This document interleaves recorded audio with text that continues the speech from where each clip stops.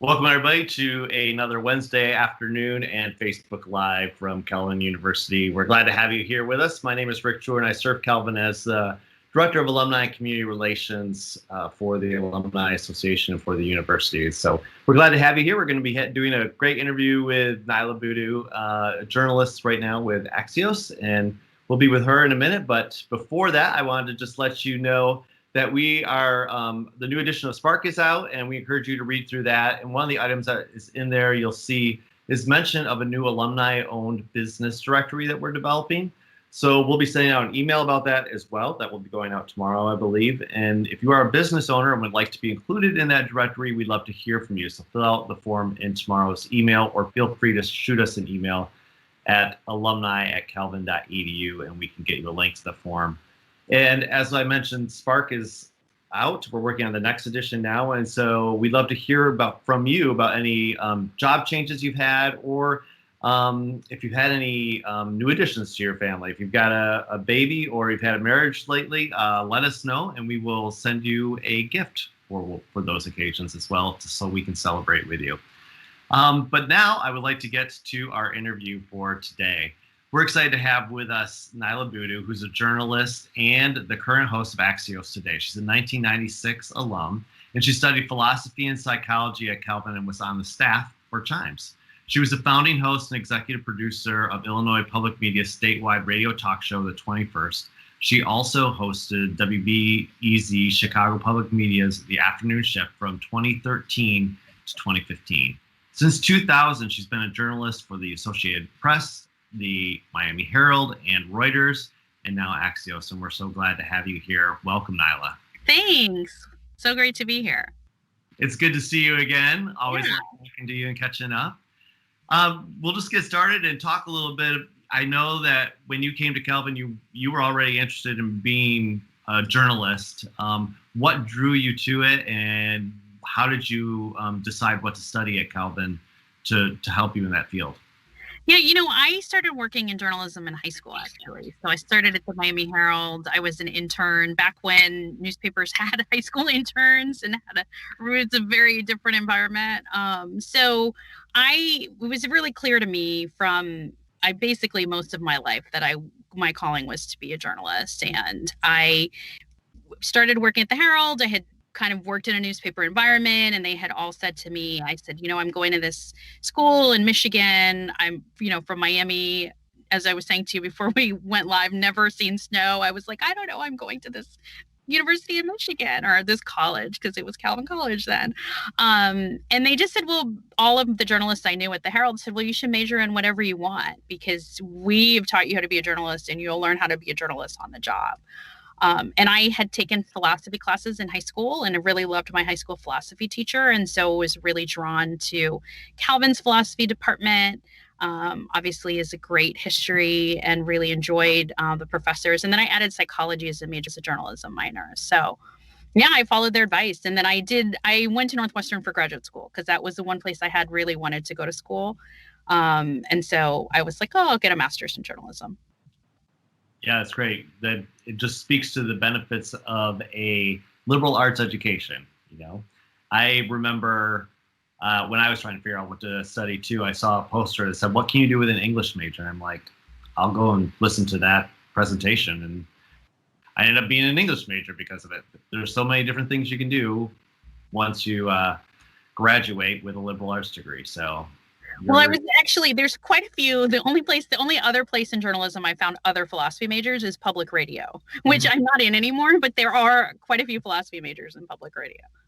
Yes, let's talk a little bit about your career path after Calvin. Where did you end up going after Calvin, and how did you get your first job, and what has your career path been since then? Yeah, so after Calvin, I went to graduate school, and I took a year off. I actually was pretty young when I finished Calvin, and I wanted to take a year off before I went to Northwestern. So I actually went to Haiti for a year. I taught at Quisqueya Christian School. Actually, there's a lot of Calvin alums who have taught there, and lived in Port-au-Prince for a year. And part of that was me thinking I also wanted to be a foreign correspondent. And I thought it would be great to be in the Caribbean, where my family is from, not Haiti, but my dad had run a small NGO from our church in Haiti. So I had been to Haiti a lot as a kid, and thought it would be a great place to go. And so I spent a year in Haiti at Quisqueya. And then I started graduate school, and I was in graduate school for a couple of years, both in Miami. I got a master's in Latin American and Caribbean studies, which I will say my Calvin education was so great for that graduate degree. I felt like I was very insecure about starting in a graduate program that was really toply rated for Caribbean and Latin American studies. And I was with people who had gone to like Georgetown and Harvard. And my professors were shocked at the level of philosophy that I had done and the ability of the critical thinking and writing skills that I had. And so it really made me feel good about my Calvin education when I was in graduate school, because I realized I was so much more prepared. When my professors were like, "You already studied Foucault," and I was like, "Sure, doesn't everyone?" They were like, "No." So I was in graduate school for a couple of years, getting that master's as well as Northwestern. And my first job was with the Associated Press. And actually, I was really only there for about a year. And then I went to work for Reuters. And so I was working for the AP while I was in graduate school in Miami, and my first full-time job was with Reuters in London. And alumni networks. Actually, I found out about the Reuters job actually from a Northwestern alum who came and spoke to a class, and she had this. It was a program I was really interested in, and I stayed in touch with her and I applied for it. So I started with Reuters in London, and then I was in DC. And so I was here actually in DC on September 11th. I moved to DC right before that. So I was here for that and was in DC for a couple of years. I really miss journalism that like mattered to communities, and I don't think I realized it at the time. I just sort of felt like working for a wire service didn't seem right to me. It didn't seem like the right place for me to stay. And so I moved back to South Florida, and I was in newspapers for a couple of years, back at the Miami Herald, which is where I had started.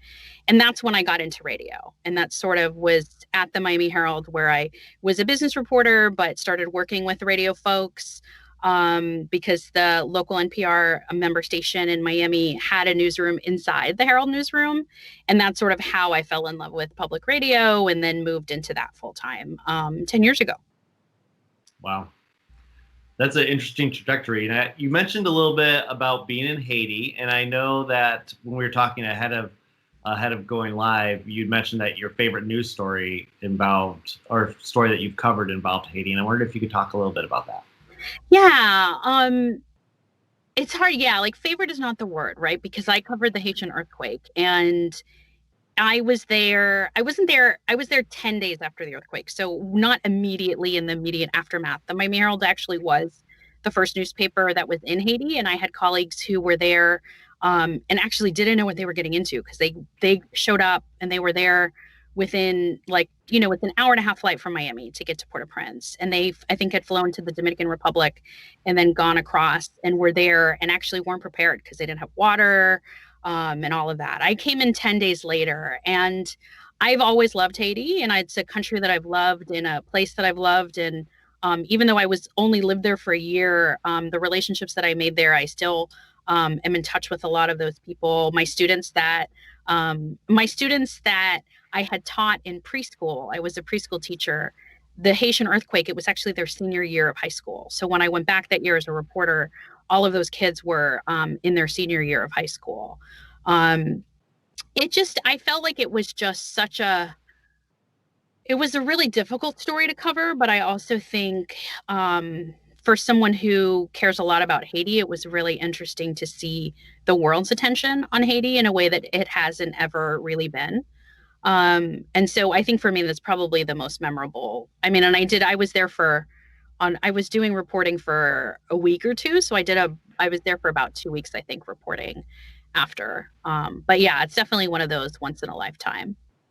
Yeah, for sure. I'm sure that had to be hard to cover too.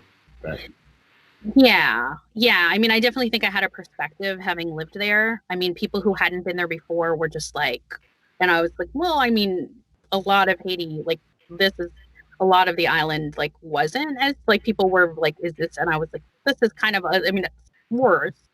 But I think if you hadn't been there before, it's kind of hard to wrap your head around. But yeah, and it was actually really nice. I was in Haiti a couple of years ago, and unfortunately, the past couple of years have been really rough in Haiti. But when I was in Haiti about 4 or 5 years ago, it was really nice to see like how great like the roads had developed. It was like the most stable I had seen Haiti, and a lot of that was sort of post earthquake rebuilding. So yeah, it's got to be nice to see that progress, I'm sure. I was just looking at the comments while you were responding, and I just wanted to give you a shout out. Ryan Struck says, "Hi, Niala, love your biggest fan." So, oh, I'm his biggest fan. We have a mutual. Well, yeah, I remember you just talking about texting him before we went on air. So, I want to talk a little bit about, since you graduated in '96. That was about the time the World Wide Web was coming into play, and journalism has changed a lot since then. I just wondered about if you could talk a little bit about how it's changed during your career. I mean, I think my move into public radio and then now podcasting, I think is really, for me, a real example of, I think, how the industry has changed. And I think I have sort of pivoted my career because I wanted to stay in journalism. And frankly, I wanted to just sort of survive in the industry, which it's really hard to do. And a lot of people don't have the opportunity to do that. So I just kind of sort of changed the way I was doing. I went from being a traditional print reporter and a wire service reporter to a newspaper reporter to doing multimedia. And so when I was at the Herald, when I mentioned I got into public radio, I was also doing social media and web video and sort of like throwing myself into all of that because I saw that was a long time ago. That was like 14 or 15 years ago. And I kind of saw like, this was the beginning of Twitter and all of these things. And I just sort of had no idea of how big it would become, but knew that it was sort of changing the industry. And I was at the Miami Herald actually when Knight Ridder as a publishing chain went away. So when I went back to the Herald that second time, I would think maybe 6 months into my time as the economy reporter. Basically McClatchy bought the paper and it was a huge upheaval. It was the middle of the recession as well. The recession hit, and it was just for me as a business reporter, it was very clear to me that the business model for newspapers is a really tough proposition going forward. And I was thinking a lot more about the fact that nonprofit journalism seemed like it would survive more. And also I just was really drawn to the form of storytelling that happens in public radio. And so was why I moved into public radio. And I just sort of found my niche, I think, in journalism, because I found that I loved talking to people and I loved interviewing people and being a host. And so I was at WBEZ, and then I started another show for Illinois. And then I took a year off last year. Was in Michigan doing a sabbatical at the University of Michigan, and really was thinking a lot about the industry and the industry changing, and really thinking that my next move had to be into podcasting. So I was really interested in going into podcasting and moving into that. As we see, when we think about audio and audio changing, I really think that we are going to continue to see a shift with the audio that people consume, especially when we think about smart speakers, when we think about younger audiences. I mean, if we think about a podcast like The Daily, their audience, I mean, they've got like 4 million downloads a day. I mean, that's bigger than a lot of television programs. There's a huge audience of people who are consuming, and it's people who didn't know that much about the New York Times, or, it's a very different audience. And so I think that shows the power of podcasting and of daily news in that space. So when this opportunity came up with Axios a couple of months ago, I jumped at it. And so it's been really fun and very exciting to be at a new media startup. So at a company that is completely different than any other place I've worked. It's much more of a startup than it is as much a journalism company as it is a startup, and it has that culture. But it's really great to be at a place where my boss thinks about all of the ways that he's making money to have journalism survive. And I don't think about that as much. I just think about doing the journalism and starting this podcast. And we're really happy with the success that we launched in the middle of the pandemic. My first day at Axios was June 1st, which was, if everyone remembers, like the height of the Black Lives Matter. Like that was the day that Lafayette Square was cleared, was like my first day at Axios. And we launched our podcast 2.5 weeks after that. So we launched on June 22nd.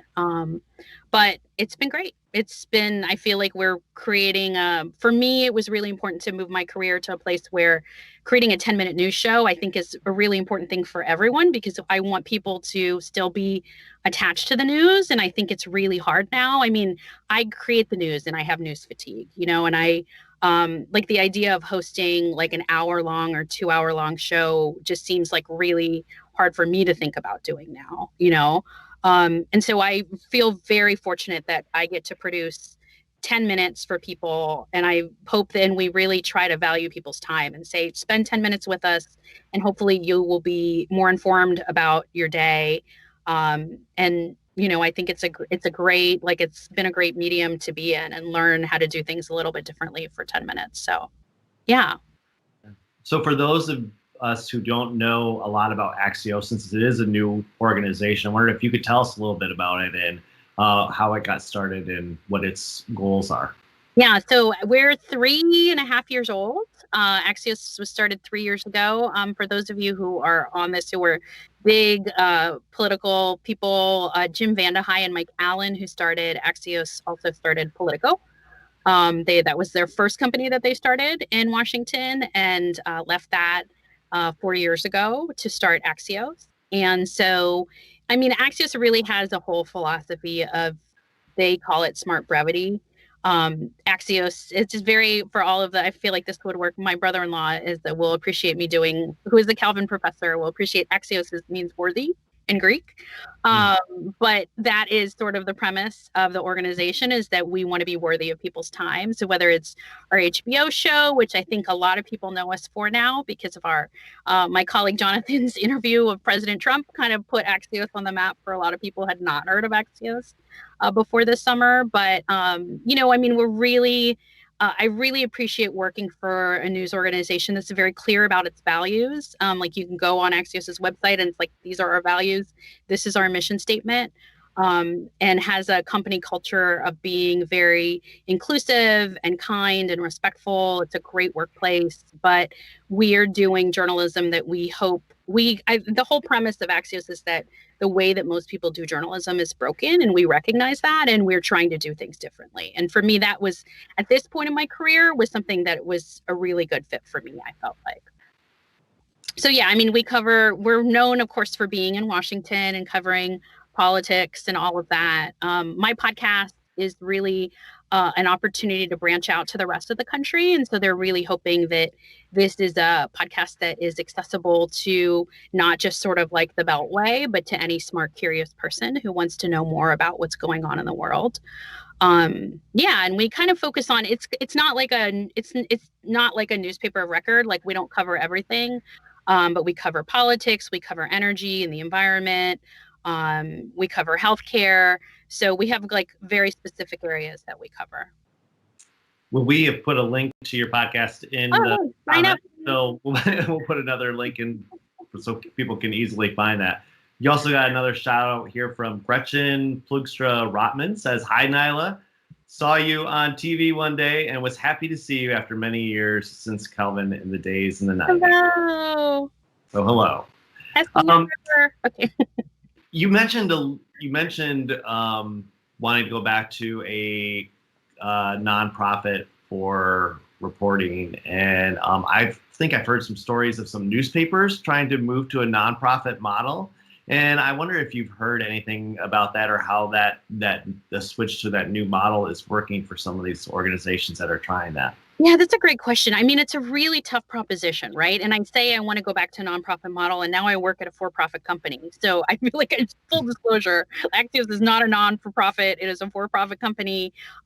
We are supported by our advertisers, and that is a business model that has worked well for Axios for the past couple of years. I think that newspapers, it's really interesting. Like, for example, if you see what the Seattle Times has done, where they have created, for example, a lot of people are going to what they call like a public radio membership model. And so a lot of newspapers are kind of going to this model where with the Seattle Times, they actually are asking and soliciting contributions to help their investigative team. And it's routed through a foundation. And so it's like very similar. It's like, and that's actually a for-profit newspaper that's using that as a model. I think there are a lot of hybrid models out there. And I think as journalism and I think particular newspapers, it's a really tough proposition, right? Because what I always loved about public media, and I still do, is that public media has always been very clear about who pays for it. And has always been very clear that, like, if this is your content, the value proposition is very clear. If you value this journalism, you should support it. And that's generally how it works for most public radio stations. The large stations that I worked at, but most stations, more than half the revenue comes from donors, from individual members. And I think it's harder for newspapers because newspapers didn't do that. Like, very few newspapers have said, this is, you cannot get this unless you pay a lot of money for it. And the papers that have done that, the Financial Times, the Wall Street Journal, are in a different financial position. So I do think, like, there's a lot in there of, like, thinking about hybrid models of why you do things. And I do think, I think there's a real interesting conversation in journalism now about, there was sort of like a shift of, like, everything had to be nonprofit. And now there's sort of a realization there are places that are for profit, like Axios, that are sustainable and doing quite well. And then there are people who are talking about hybrids. So I think there's a real conversation about just being open to any kind of business model in journalism just to make it work. It's interesting to sort of see how everyone's trying to figure it out in this changing landscape. So. I mean, I will say that the past couple of years have been, having a President Trump in office has created an awareness of journalism and the work that journalists do in a way that has not happened in years, right? And so I think that there are, like, if you think about, the New York Times has, like, the biggest subscriber base it's ever had. Public radio stations, this is pre-pandemic.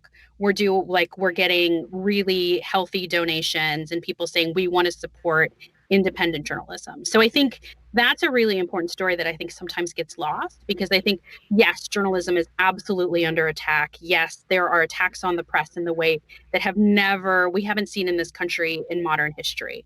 But at the same time, there are also people, like, I am shocked. Like, when I'm in Washington, and every now and then, like, someone will just come up to me and thank me for being a journalist. And that's never happened in my career. Like, I was, like, in line at IKEA when I moved, and it's like a pandemic line. So we were, like, in the IKEA garage for, like, an hour, and the lady in front of me saw my Michigan hat. So we started talking. Of course, she was from Michigan, because there's always someone from Michigan everywhere. And she said, "You're a journalist." And she was like, "Thank you for being a journalist." And I just thought, oh, and it's not the first time that's happened in the past couple of months, So, I mean, I think that's an important thing to recognize too, and I think that's sort of my pitch to everyone listening. Like, yeah, you should value the journalists that are out there. Please pay for journalism that you value, because that's the only way that it's going to survive. Yeah, for sure. Well, I got another comment in here from the current student body president, and she's an aspiring journalist. She says, "I host and produce a podcast through the Chimes." So she looks up to you and she appreciates your work. Oh, that's so nice. The Chimes, we've been, Professor Holcomb has been really great. There's a group, Ryan and I, who are still involved with as a Chimes alum. I love being able to speak to students. And I would say to the Chimes student, like I said to them when the semester started, like, the work of student journalists is more important than ever. And we've certainly seen that this year in the pandemic. The role that different college journalists have played on their campus has been really important. And I think the same thing is true for Chimes.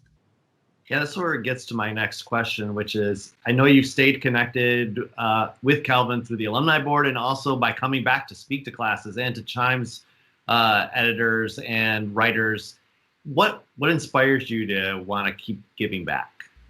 I mean, I think Calvin was a really special place for me, and I think it was a really great time for me to form sort of the basis of the person that I am today. And, obviously it was a long time ago that I was in Calvin, but I do think, college is always a really formative experience. And for me, I'm really grateful that I had this time at Calvin, and I had an ability to explore intellectually, to explore my faith, to begin to develop a spirituality that is still really important to me today. And And I also just like, I feel like college students are, I mean, this is what I learned last year when I was on the University of Michigan campus. I think college campuses are great places. I mean, I find them very inspiring to be, my nieces and nephews are almost, or just about at Calvin age and almost. And so, I mean, they're just like, it's a really great age to be around because I do feel like they are, like not only are they our future, but I find them very inspiring, like the way that, especially I think this generation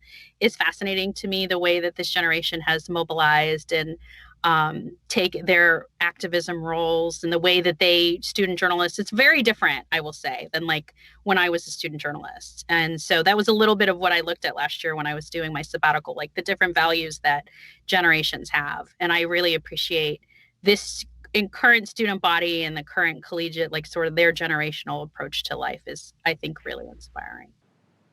For sure, there is a lot of hope and optimism working on a Calvin or a college or university campus. Mm-hmm. It gives you hope for the future, and so it is nice to see that in the students. Mm-hmm. You mentioned your one of the topics your organization covers is politics, and we've got an election coming up in a couple of weeks. And I'm wondering, are there things that you think people should be looking for in reporting on this election? It's probably going to be very different than most elections that we've seen in our lifetime. And so I'm wondering, what advice do you have for people as they're seeking out news regarding the elections? Yeah, I would say the most important thing is patience. And I would say also to remember sort of like what you learned at Calvin about being sort of like responsible about like life. Just because I feel like, first of all, we're 13 days, I think, right? It's Wednesday. Yeah, we're 13 days away from Election Day.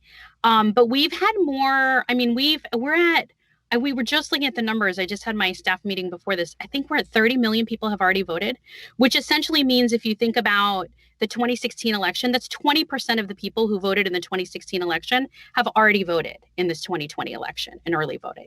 So to me, that's remarkable because I always think that like it is a win for democracy, the more people that are able to vote.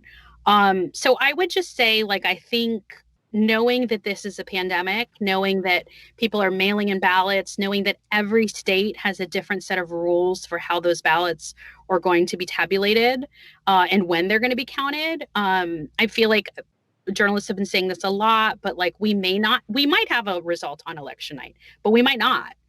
It might take a week. It might take longer. So I think just kind of knowing that to have patience with that process. I would say like, do not believe any journalist that is predicting the election because I think that's foolish. Mike Allen, who's our co-founder, said something the other day that made me laugh on my podcast. He said anyone who doesn't have an asterisk about everything they say after the 2016 election is a complete fool, because I think that was a really humbling experience for a lot of journalists. So I'm not going to make any predictions. I think anyone who's in the predictions game is not someone you should be listening to. And I think it's really important for people to be responsible. Like, I think, everyone has a role. I mean, when we talk about misinformation and disinformation, it's our generation, more and older generations and the two generations below us that are like passing around. Like, actually, the older you are, the more likely you are to pass on misinformation. So before you share that Facebook post, I do think take a minute, sort of the kind of things that we learn with misinformation is if this is designed to make you have an emotional reaction, and that is what the headline does, it is probably something that you should take a second look at and actually read it and see who the source is, and I think find your trusted sources of information, find your journalists that you trust, your news organizations that you trust, and listen to them and support them and share that. And maybe and just be very careful about the other information that you share. The level of conspiracy theories and all of these things, QAnon is a really very real presence in this election. The amount of, and I see this on both sides of the political spectrum. So I think just when you're thinking about sort of these stories, just look at them and think is this real? Just kind of stop for a minute and think about that. And honestly, I think just Googling something is normally you find out a lot of information. You could spend 15 seconds and figure out if something's real most of the time. So that's what I would say. And I think just I mean, I'm really heartened by the voter turnout that we've had so far. And I mean, this could be a really historic election for that reason. Like, we could have millions more Americans vote, which I think is great.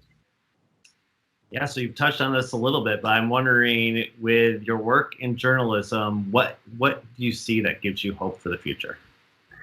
That's a good question. I mean, I think my Calvin answer would be that my faith gives me hope. And I think, as someone who, if you think about a reform perspective of sort of the world, and I think that this is a really difficult time to be optimistic or hopeful, right? Like, there's really bad things that have happened in the world this year. And it sort of just seems like when we think it can't get worse, something else happens and everyone's like, that's 2020, right?